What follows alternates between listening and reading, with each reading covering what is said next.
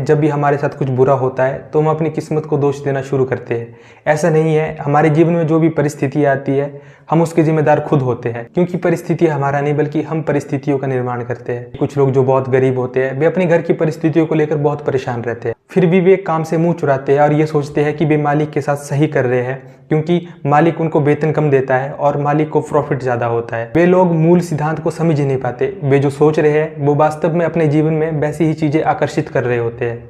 दूसरी ओर अमीर लोग जो अनहेल्दी खाना खाकर अपने जीवन को बीमारियों से ग्रसित कर लेते हैं, वे अपनी बीमारियों से राहत पाने के लिए खूब पैसा खर्च करते हैं, लेकिन अनहेल्दी खाना खाने की आदत पर बिल्कुल भी ध्यान नहीं देते। कई मालिक ऐसे होते हैं जो अपने प्रॉफिट और पर्सनल बेनिफिट के लिए गलत रास्ता चुनते हैं। वे अपने नीचे काम कर रहे लोगों को वेतन ही नहीं देते या तो बहुत कम वेतन पे रखते हैं। ऐसे लोग समृद्धि के योग्य ही नहीं होते। जब उनका दिवाला निकलता है तो वो फिर परिस्थितियों पर दोष देना शुरू कर देते हैं, लेकिन वे ये नहीं जानते कि ये परिस्थितियां उन्होंने खुद आकर्षित की होती है। ये तीनों एग्जाम्पल इस सत्य को पुष्ट कर देते हैं कि हमारे जीवन में जो भी परिस्थिति आती है उसकी हम स्वयं जिम्मेदार होते हैं, और ये परिस्थिति इतनी कॉम्प्लेक्स होती है कि हम बाहर से देखकर इसका अंदाजा ही नहीं लगा सकते। हम अपने जीवन में बहुत से ऐसे लोगों को देखते हैं जो बहुत ईमानदार होते हैं लेकिन बहुत कष्ट में होते हैं, और दूसरी तरफ हम ऐसे आदमियों को देखते हैं जो बहुत बेईमान होते हैं फिर भी वो बहुत धनवान और बहुत शांति से रह रहे होते हैं। एक्चुअल में ये देखने का नजरिया ही गलत है, क्योंकि ईमानदार व्यक्ति की तुलना में उस बेईमान व्यक्ति में ऐसे गुण हो सकते हैं जो किसी और में ना हो, और सेम ईमानदार व्यक्ति में ऐसे अवगुण हो सकते हैं जो किसी दूसरे आदमी में ना हो।